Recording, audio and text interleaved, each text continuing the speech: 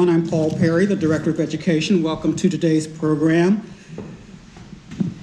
Despite all the legislation enacted by the Department of Defense over the past several years to provide recognition, acknowledgement, and expanded rights, some active duty LGBTQ service members still worry about serving openly. That's just the reality of the situation. They fear being harassed, ridiculed, shunned, or even passed over for assignments or promotions for simply being who they are, feelings that are all too real. While acceptance of LGBTQ service members is a relatively new development in the military's long history of gay exclusion, the Department of Defense claims they are committed to maintaining a strong force that reflects the nation's diversity. But do they really when it comes to sexual orientation and gender equity? Members of our panel today will have differing opinions. Most have previous military service, with the exception of one last-minute add-on guest who is actually serving on active duty and spent a tour in Korea. Yes. Me too. Anyway, today, they'll all have the opportunity to express their thoughts in this open forum and to take any questions you might have at the end of the program. Today's panel is moderated by David Barker, Museum Education Specialist. And before I turn the floor over to David, who will introduce the members of the panel, I just want to say that today's program is part of a series of programs the museum will feature throughout the year, looking at issues of diversity, inclusion, and equity in all of its forms. So please check our website, as I said earlier, to see what we have coming up. This program is being recorded, so please tell your friends and colleagues that the program will be available in its entirety on the museum's Facebook page once we get it processed and uploaded. Thank you for Wes for doing that, and then I'll turn over the floor to David.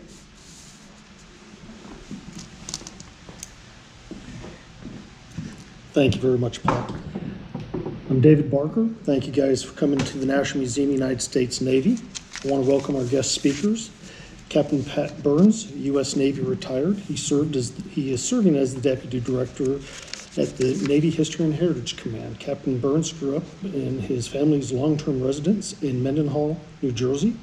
He received his commission through NRTC program while majoring in government, international studies, and politics. He graduated from the Navy War College in 2006. In 2007, he graduated from the Uniformed Services University program, Weapons of Mass Destruction. In 2013, he was selected as a Brookings Institute Legislative Fellow. In 2019, he was awarded a Master's of Arts degree in Leadership and Public Policy from Washington University at St. Louis Brookings Institute. In his 30 years Navy career, he served on board numerous ships and commands. In his 17 years as a civil servant, he has served in the Department of Homeland Security and the Department of the Navy. Captain Burns is a veteran of both Operation Praying Mantis and Operation Noble Eagle. Petty Officer First Class Jacob Tate was born in Little Rock, Arkansas. PO1 Tate joined the Navy Reserves in 2011 as a yeoman. Wanting more from his time in the Navy, YN1 Tate mobilized an individual augmentee in September 2014 to Tampa, Florida.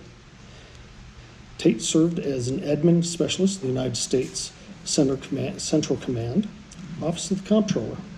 In addition to his regular duties, he served as the Deputy Fundraiser Lead in the Junior Enlisted-led White Hat Association, which raised funds for good establishment, positive U.S. Navy presence in the community. Tate transferred to the USS George Washington in September 2017 and worked as a leading petty officer in the command office as well as leading petty officer of the administrative division. Yeoman First Class Jacob Tate is a subject matter expert on realms of joint environment, flag writing, personal pay, office general travel, correspondence, records management. He is working as a yeoman, and he has a very strong passion for junior sailors' equality among rank, mentorship, sailors' development. His awards include Joint Service Commendation Medal, Joint Service Achievement Medal, and Navy Achievement Medal. Joel is a native of Baltimore. He was selected and attended the Baltimore School of Arts after his father, who was in the U.S. Navy, took the family to Norfolk, Virginia. Joel graduated from the Governor's School of Arts after 2 years of studying music at Virginia Commonwealth University. He joined the U.S. Army. His first duty station was Fort Campbell, Kentucky, as a supply technician.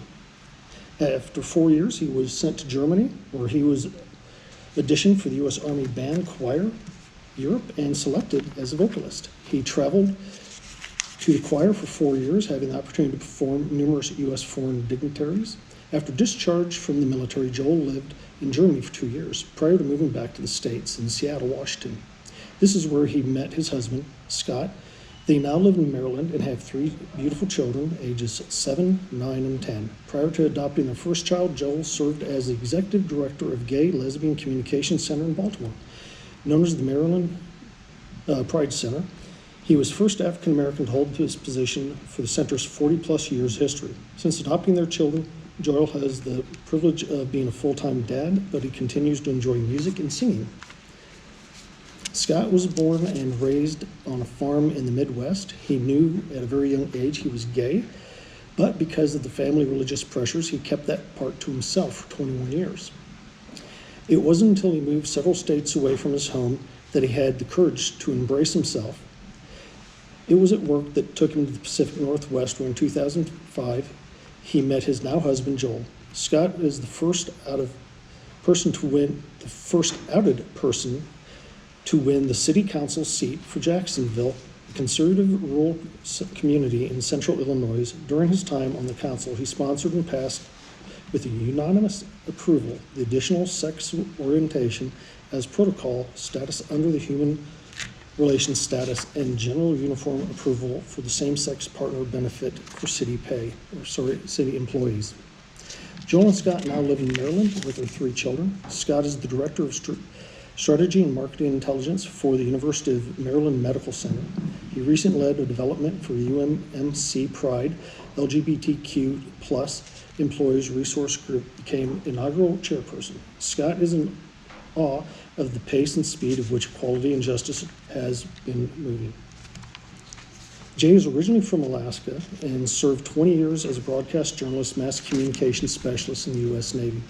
Previously a teacher at Defense Information School at Fort Meade, she is now attending a residency program and became an English teacher in Baltimore City. I have a number of prepared questions for the panel. I will quickly introduce, or I have already introduced everyone. Let's start with our first question. This is everyone. When did you first realize that you were LGBTQ, and when did you begin to tell others? What were your early coming out experiences like?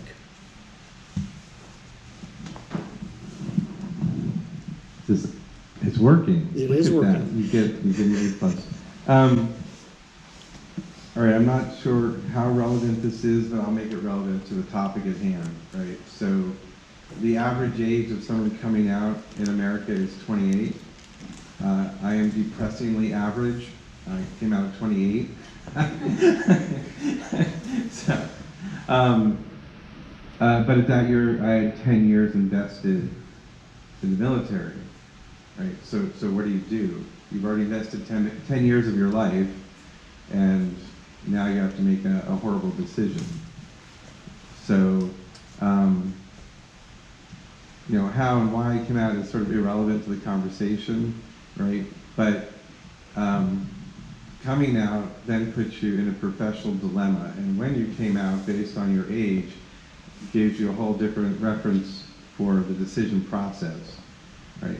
So when I came out was exactly when Don't Ask, Don't Tell was being debated. You know, so it impacted my life in that I made a decision to get off active duty and stay in the reserves and try to live under this Don't Ask, Don't Tell regime, which in my mind was a huge failure, but instead of stealing mic time, I'll answer the question and pass on the mic. Hi, good afternoon, and thank you all for being here, and thank you all for having me. I would say that I first realized that I was gay. I would probably go as far back as 10 or 11 years old. Did not necessarily know what it meant. I just, knew that I had crushes on my friends. But I really didn't start telling people really until I was about 17 or 18, and even then it wasn't really telling everyone, it was just telling really close friends. So it wasn't until I moved to Florida when I was an individual augmentee there, and Don't Ask, Don't Tell had already been repealed, that I felt comfortable enough sharing that with pretty much the world, because I didn't care. I always grew up I grew up Southern Baptist, so if anyone in here can relate, you know how the church can be.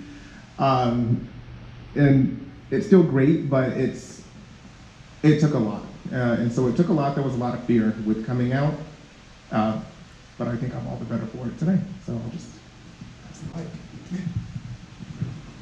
Yeah, I would have to agree. I was young, probably around 10 years old when I realized that I was attracted to the same sex. But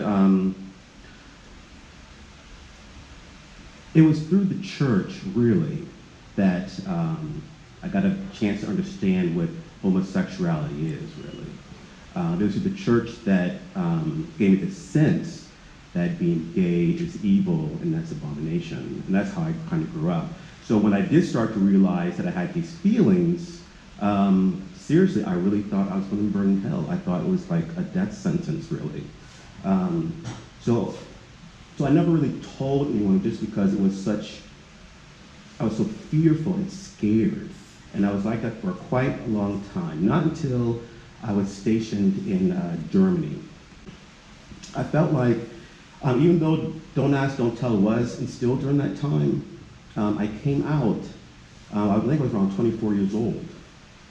And I was stationed in Germany, and I felt like I was a continent away from my family and just totally away. I could finally feel like myself, finally feel like I could be who I want to be. And as far as the church is concerned, I still had that same feeling like I was going to burn in hell because of my choices, because of what I've done. And those things really never went away. Even, as I grew up, it took just a long time just to get that fear of religion out of my head when I was kind of growing up. So my whole kind of experience was a very frightful one. It was really challenging to come out in front of my parents. It was something that was really difficult for me to go through. But you kind of learn through that whole process. Thank you. Thanks for having me here today. As the only person on the panel without military experience, it's an honor to be up here with true heroes. Thank you for your service. So the realization about being gay, I don't think there was ever an aha moment. I was lucky to grow up with an aunt who I was very close to, who was lesbian or is a lesbian, and I always saw that my cousin had two moms, and it made it easier for me to picture myself knowing that, someday it's going to be two men in the household with me. So there was never that aha moment that I'm gay. I guess the coming out experience that I'll share was kind of similar, in that I grew up in a religious home.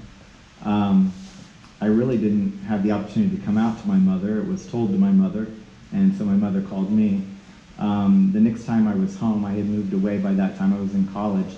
I was called to a kitchen table conversation with my mom and my stepfather, where I was pretty much told I no longer had a mother and that I was killing her, and by my stepfather. And my mother just sat there and cried the whole time and really didn't say much. So it was a traumatic experience. That's kind of my first experience. I will forever be etched in my mind about coming out and sitting at that kitchen table.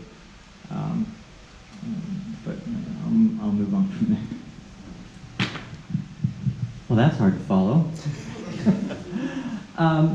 Hello, my name is Jay. I am a non-binary femizenter, and that means I present feminine even though I've only had some surgery and I don't intend to have any more. I knew I was different in middle school, in the late 80s. It's just I had ideas and stories I wanted to tell and ways I wanted to present myself. I was looking at women's magazines and being like, not I want to be with her, but I want to be her. And it's taken years, decades for me to recount what I was really feeling at those moments, because in the late 80s, early 90s, there was no role models. There was nothing on television. There was no one to turn to. RuPaul wasn't, didn't have her own show, and gay, lesbian people weren't presented on television, and transgender people. So I just knew I had this weird hobby. And my sister knew her clothes kept getting stretched out and ending up in the laundry that she didn't wear. I joined the Navy, traveled the world, got married, thought, oh, I can just put this all aside now that I have a woman to be by my side, and still had the thoughts, and it later would affect the marriage. We weren't having the kind of physical relationship that she wanted, and that's when I found out I was also gray sexual, which is just I don't have a sex drive. And again, these terms didn't exist in the 90s. Asexual, gray sexual, gynophilic, nobody knew what these were. It's so great to see the explosion of terms and people realizing that you don't have to just pick one and stick with it for the rest of your life. You can pick one, try it out for a couple of weeks or months or years, and then change your mind and go back. And I think we like to pigeonhole people, or people like to pigeonhole others. And they're like, no, you were gay when I met you, you have to stay gay. You can't suddenly become bisexual. It's like, yes, I can. We can change our hair, we can change our clothes, we can change our gender identity. So I really accepted it right after I retired, after 20 years in the Navy, and my wife and I were having issues, and she said, you just need to figure out if you're transgender. And I'm like, okay, I will.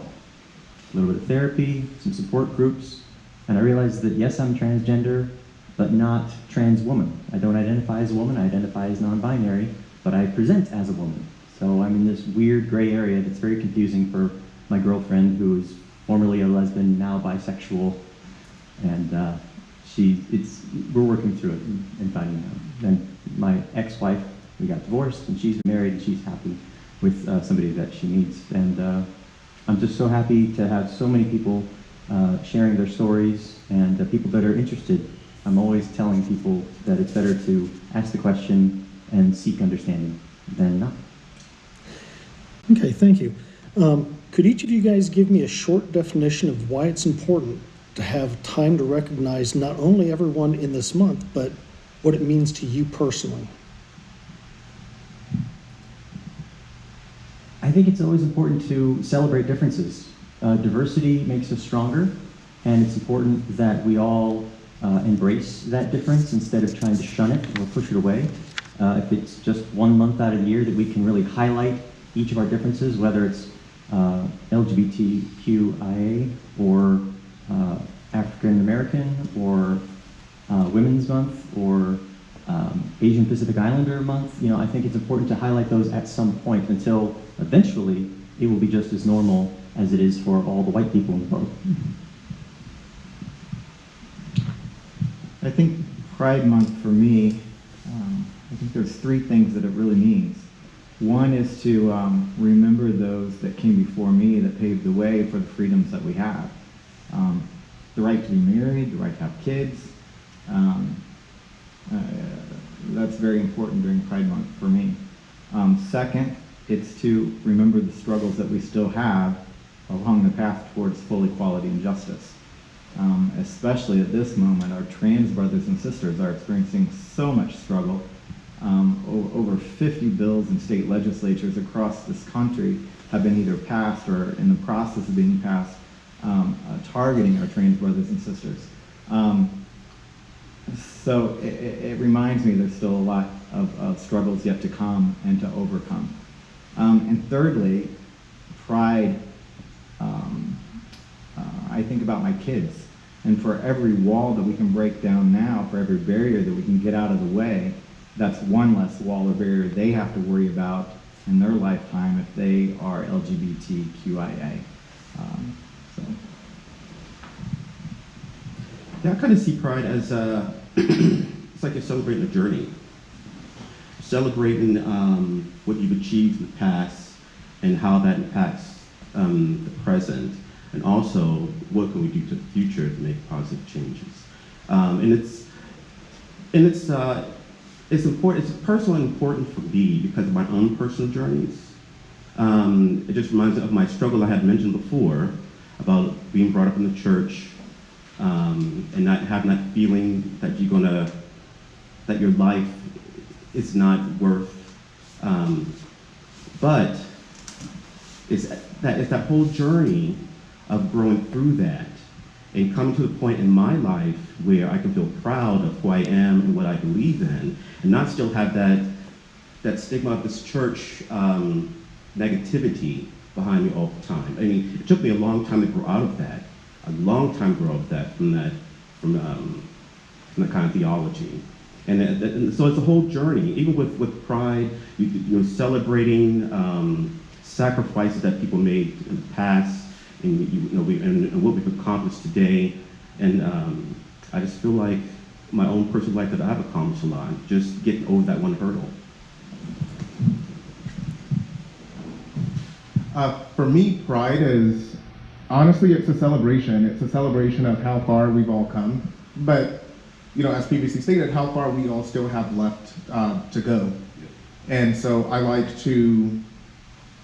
think one reason that I'm actually still in the Navy is to prove a point. So it's to prove a point as someone who really has served the majority of their time, post Don't Ask, Don't Tell, to show people younger than me that they too can do it. You too can, sit here in this chair and wear these boots and wear this uniform every day and work the long hours and still have a seat at the table because you deserve to be there. So especially in an organization that's mainly dominated by cisgendered white males, it's important for that representation to be seen. Good question. The bottom line for me is it's easy to demonize people you don't understand and you don't know. Right? We see that over and over and over again in history. Pride Month starts to take that away. You educate people, you meet people, it's like, oh, you don't have two heads, you're not a monster, you're not after my children, right? I mean, it strips that away. There's more and more a celebratory aspect to it as that wanes, but the best way to make progress is to be known and understood. It's people without a voice that get persecuted and prosecuted. No state has ever passed any pro-LGBTQ legislation without an LGBTQ member of that state's House or Senate. And last year kind of got lost in all the fog of pandemics and things going on. The Supreme Court, the conservative Supreme Court, ruled that the 27 states that discriminated in hiring practices for LGBTQ people had to stop. Until last year, it was legal for 27 states to say we're not hiring teachers because you're LGBTQ, firemen, police, whatever. So it is the core of Pride Month for me is that. Hopefully someday it'll just be a big party like St. Patrick's Day. But right now it has a more important meaning. So. Okay, excellent. All right, this next question is for everybody but Scott, and hopefully understands why. As only Scott wasn't in the military, can you guys tell him and others who may want to know what it's like or what it was like in the military to be part of LGBTQ? Oh, I think I'm the oldest one here, that's fair to assume. Before Don't Ask, Don't Tell, well, let me put it, this is easier to describe. When I was doing my Brookings Fellowship that was mentioned in the introduction, I wrote a bill called Restore Honor. So the idea of the bill was the 100,000 plus people kicked out of the armed services for being gay would have their discharges converted to honorable.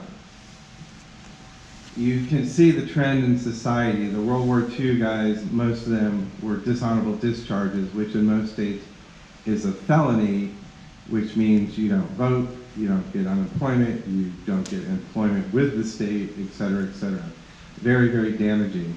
Korea, it sort of waned into, other than honorable, and then general, and then even a few towards the end of Don't Ask, Don't Tell were given honorable discharges, although they were still kicked out. And to live with that fear over your head is immense, right? Don't Ask, Don't Tell, I lived through that. Sounds good to somebody who doesn't serve. But when you're in the military, you're part of a culture. It's not just a job where you go home. Your job follows you home. If you want a security clearance, they're going to come around and ask all of your friends and family about you. So if you tell or come out to your friends and family, you're asking them to perjure themselves. You're asking them to lie to a federal investigator so you can get a top secret clearance.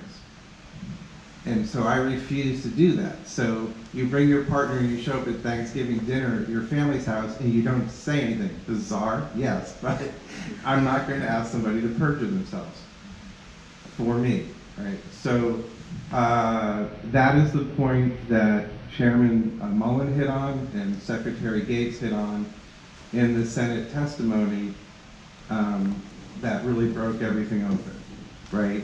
They kept repeating, you're asking us to ask service members to lie so they can get a top secret clearance. That makes absolutely no sense.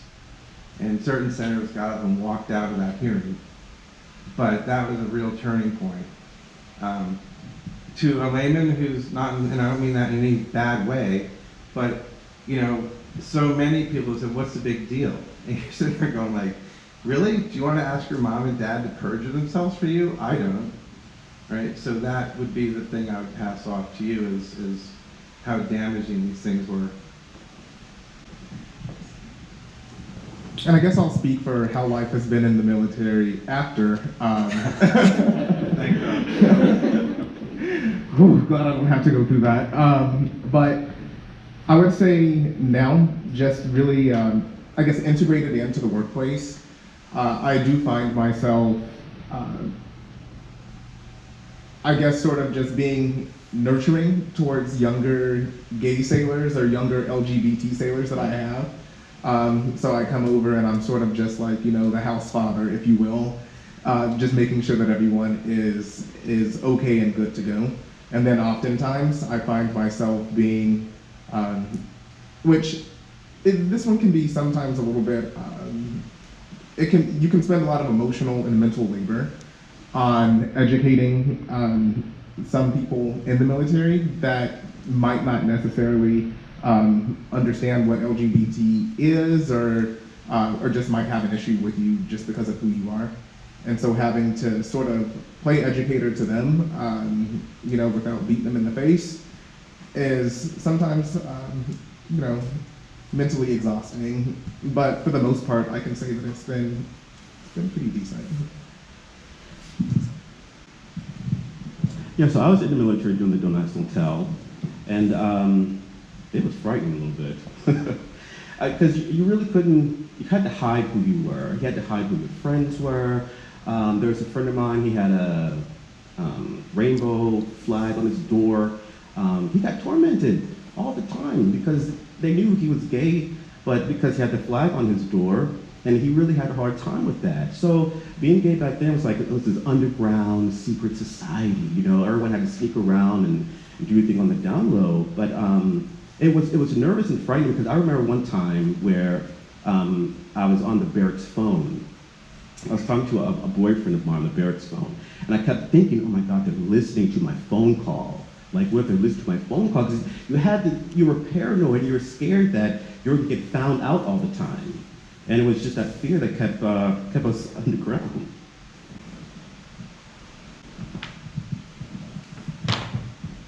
So, though I served during Don't Ask, Don't Tell, actually right through it and beyond, I was never out. Again, I had this little hobby secret that I kind of kept to myself, but I never feared that if it got out, that it would have terribly affected my career. I never had that fear, just because it was just cross-dressing. That's what I thought it was. But I saw the effects on other people. I was a drill instructor in the early aughts, and I had a recruit come to me and say, "Petty officer, I'm gay." And we were taught to stop the conversation, don't acknowledge it, don't agree with them, don't say it's going to be all right. We could not say anything. We had to say, "All right, I'm going to arrange a meeting with legal. I will escort you over there as soon as possible, and they will say some things to you. You will sign some paperwork, and then it will go from there." And this happened to me once, and I had to take him over there. I don't know what they said, but he came back out, and he never mentioned it again. And his main concern when he first came to me was he was worried about showering with the other guys and how it would make him feel or what might happen. And again, he came back and model sailor, and he went out into the Navy. And I worried that he had to keep this secret. He had to keep it to himself. He had to hide it. And one of the things that I think people don't realize about being in the military is it's not a 9 to 5. It is 24/7, 365. When we go home, we don't have the day off. We go on what's called liberty, which is like just, okay, you're not actively working right now, but we're still paying you. You're still reaping benefits of being in the military. Even when you go on leave, you're still in the military. Unlike being a lawyer or working at a food service job, you take off that uniform and you're no longer in that job, right? You could quit at any time. We can't quit. So that's why the Don't Ask, Don't Tell was so much more hurtful to people who had to hide who they were for that entire time. Now, as Don't Ask, Don't Tell was coming to an end, I was deployed on a ship, and all the first class petty officers were getting together and saying, "Okay, this is about to be repealed, and this is what might change in your office." And it was kind of jovial, everybody's kind of like, "Oh yeah, it's not going to be a big deal." But one gentleman stood up and he said, "I just want to say that I don't want the gays looking at me in the shower." And everybody kind of chuckled, and I had to raise my hand and say, "Bob, they're already here." That's what Don't Ask, Don't Tell meant. It meant they can serve, just they can't openly admit that they're there. So, but honestly, if you've ever served aboard a ship, you know that it's the longest game of don't be seen naked, don't see anybody naked. And it's not a thing anybody really wants to do. But still, you could see that there were these misperceptions of, what it was going to do. Like as soon as they repealed Don't Ask, Don't Tell, the gay people were going to start wearing feather boas and let their accent come out or whatever. And it was just unfortunate that there was still all these biases built into the system. Well, thank you very much. For the next question, this is actually for everybody. Why is it important to come out, and why would some people feel better not coming out, in your opinion?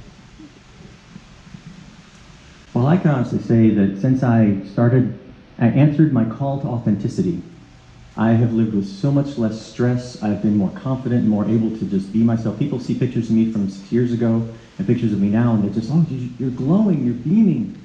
And I just feel so much better about who I am and how I want to act. And I can talk about whatever I want to talk about. And I can be open about these things. And again, there's things you don't talk about in polite company, as we all do. But it's still being able to walk down the street and feeling good about myself, and then letting other people, being a model to other people.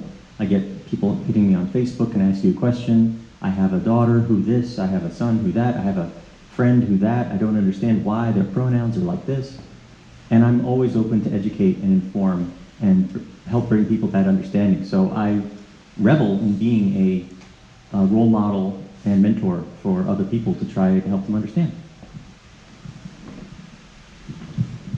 I agree wholeheartedly.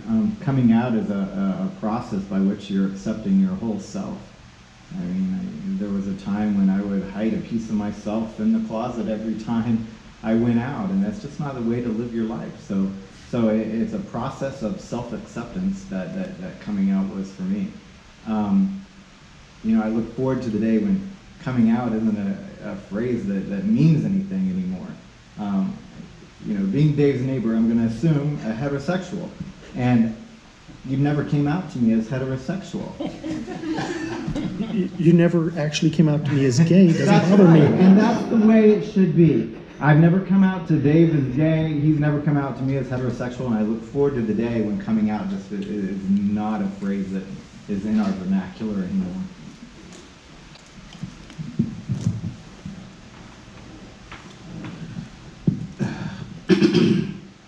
Coming out for other people, for me, for example, it was really about freedom. I felt just totally free finally to be who I am. But you know, I have some friends who they couldn't come out because of their family situation. Because you know, I have to think about the family's background.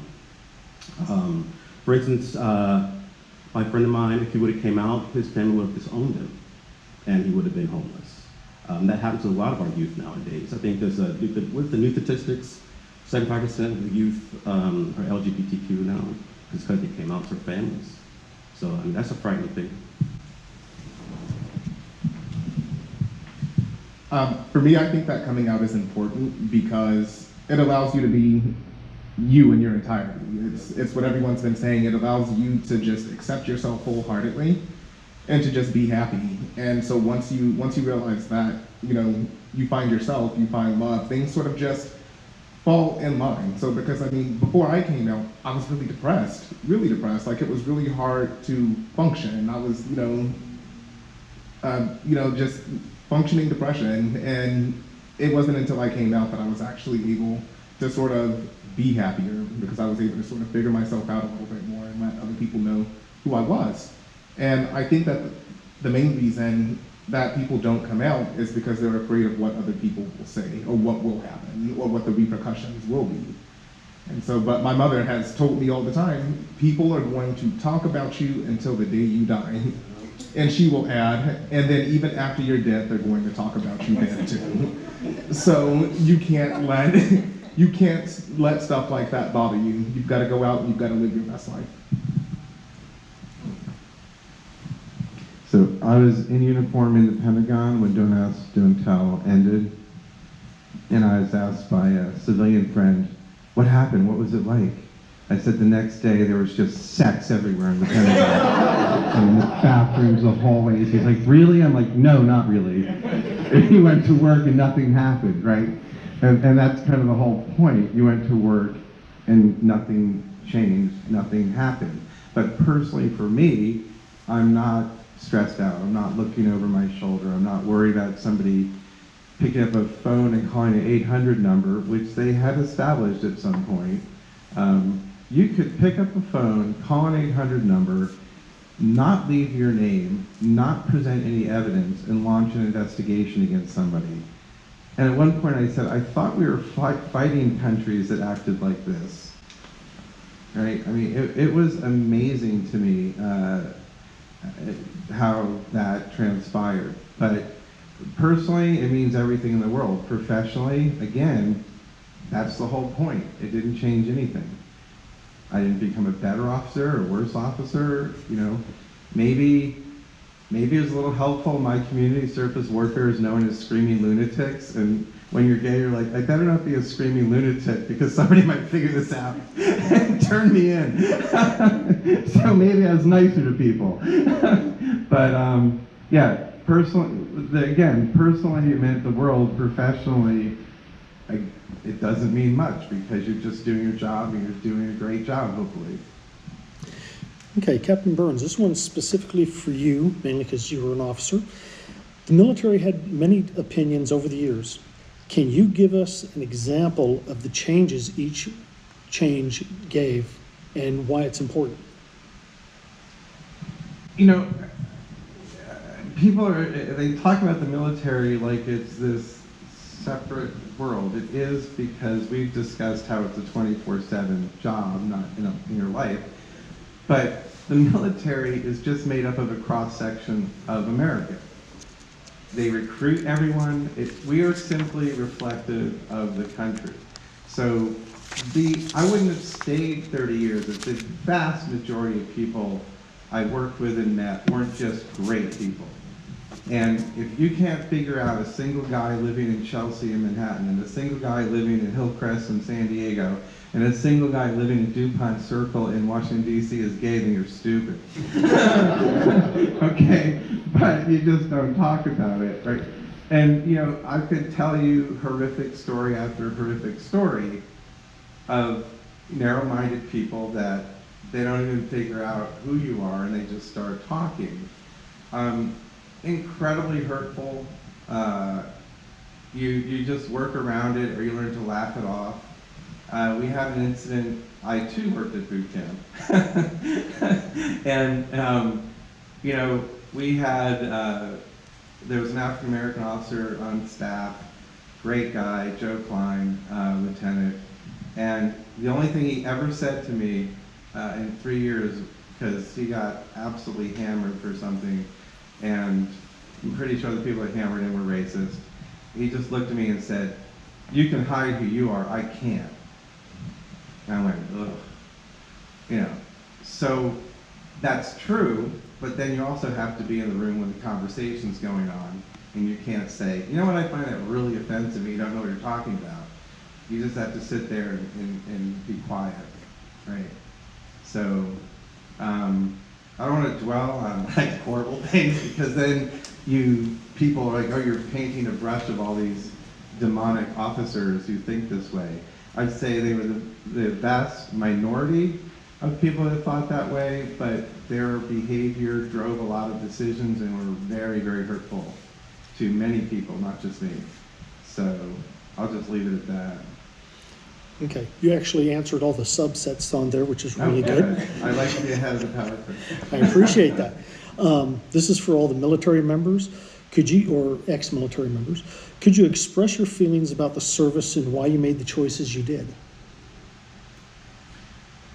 I just wanted a scholarship to Notre Dame. I was gonna do 4 years and get out, you know. Okay. But in that 4-year period, I ended up in Operation Praying Mantis, ended up in combat, saw you bond with people a lot when you go through stuff like that, and I didn't want to give that up. And they kept offering me interesting jobs, and I just wanted to keep doing them. I briefly went and worked on Wall Street for 2 years. Money was great, but there's no camaraderie, there's no culture. It was just horrible. And I always stayed in the reserves, and when 9/11 happened, I had an opportunity to get recalled for the maximum of 5 years, so I did that.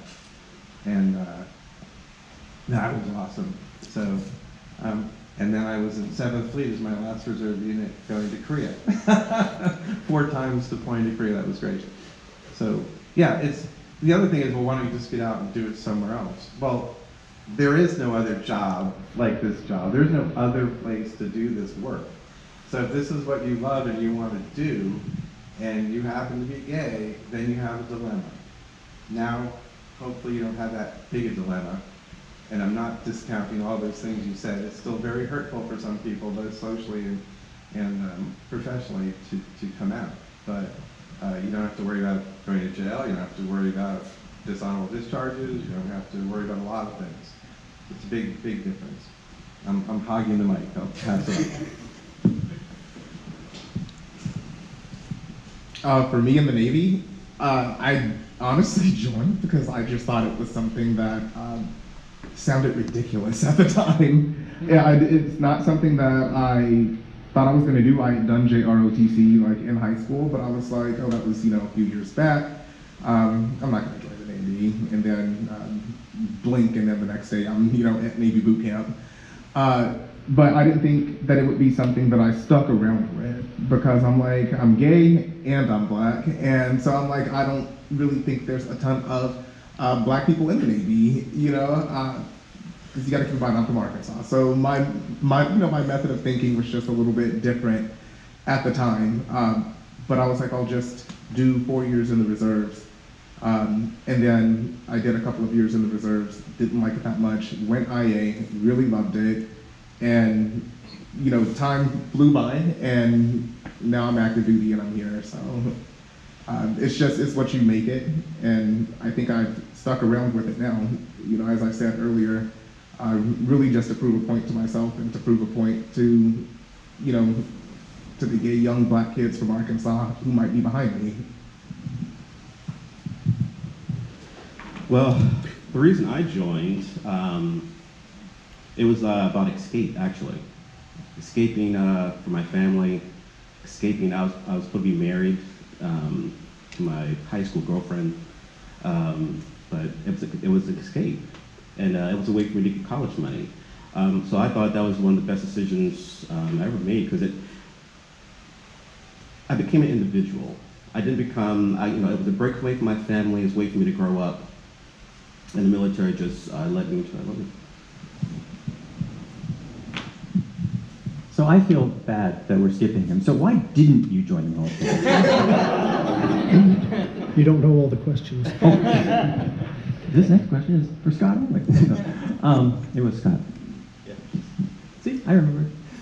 I'm very proud of my service. I never would have thought I would have formed that camaraderie and that connection to the military, because I can remember in high school where my father had served in the Navy, both my grandfathers were retired Army, and I was living right next to a military base in central Alaska, Fort Wainwright, and I'd been on and off because my grandmother still had her ID card, and we'd go to the commissary, and it was like, oh, this military thing, and my mom was dating an Army guy for a while. But I was like, oh, the world's going to be at peace in a couple of years. We don't need a military. And at the time, I was interested in creative writing. And I got out of high school, went to college, and I was sick of learning for a while, so I was just working at JCPenney's selling women's shoes. Funny, right? And I got a call from the recruiter, and he was like, would you like to come down to Anchorage for a free weekend and take this little test? And I was like, sure. And then I did really well. He says, you can do anything. And one of the options was journalism. And one of the requirements was creativity. And I never thought you could be creative as a journalist, let alone in the military. And I was like, oh, get out of Alaska for a few years, see how screwed up the rest of the world is? Good plan. And then I got married, became a drill instructor, reached 10 years, and then it was all downhill from there, and retired at 20. So to be retired at 40 years and have that now white card, it's a white card now, I got a new one just the other day. It used to be blue. And people just like, did you medically retire when you were like 22? I was like, no, I did my full 20 years. But just to know that I can walk into a grocery store and people are like, thank you for your service, or I can see other people in uniform and I can thank them for their service, and then we have this immediate connection. Where did you serve? What did you do? What's your MOS? What's your rate? And it's just such a wonderful community to be a part of. So I ask you, Scott, why didn't you join? Well, I think after that, maybe I want to. I got one. Am I too old? Just a touch. Scott, can you express why it's important to you, as a spouse of a military member, even though he is retired, the impact of the people around you for the military people? Impacting the people around me. I just want the people around me to see my exciting homosexual life, Let me tell you about what that life is. It's getting up out of bed, getting ready for work, going to work, making money, paying my bills, being a husband, being a father, going on vacation hopefully once or twice a year. I mean, the impact is just seeing that I'm not different. I have nothing to, like I said earlier, come out about, be different about. I'm just a regular Joe Schmo living my life. And as soon as we break down those walls of trying to put us in boxes, that's the impact. Is just, I'm Scott. I'm not gay Scott. I'm not two dads raising kids Scott. I'm just Scott. The question was more, I guess, being around all the military people, how does it feel to be the sole civilian? Oh, it's an honor. I said earlier, it's an honor to be up here with true American heroes. You made me feel bad I didn't serve. But no, I'm proud to be the spouse of a veteran. I look up to him because of his service. And Okay. Well, ladies and gentlemen, thank you very much for attending our LGBTQ forum. Hopefully everybody got a lot out of this. I'm trying to find my last page because I closed it accidentally. Is the audience, or does the audience have any questions? Hi, my name is Denise. I was Coast Guard, which is why I asked if you were supposed to. I served during the Don't Ask, Don't Tell era, and I want to say thank you to everybody who did serve, because it was awful. I mean, I had a friend of mine who was potentially about to be outed, and it was not because he wasn't a good petty officer. It wasn't because, you know, the color of his skin. It wasn't because of his religion. It was because of his sexual orientation, and it was awful to watch. So I want to say thank you for serving during that period, and also being a role model.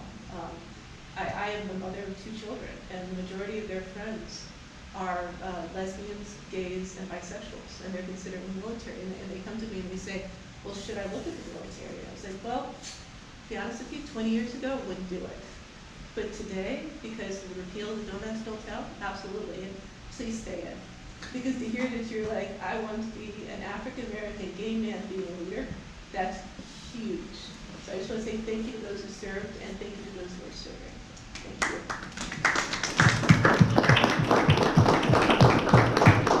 Do I have anyone else?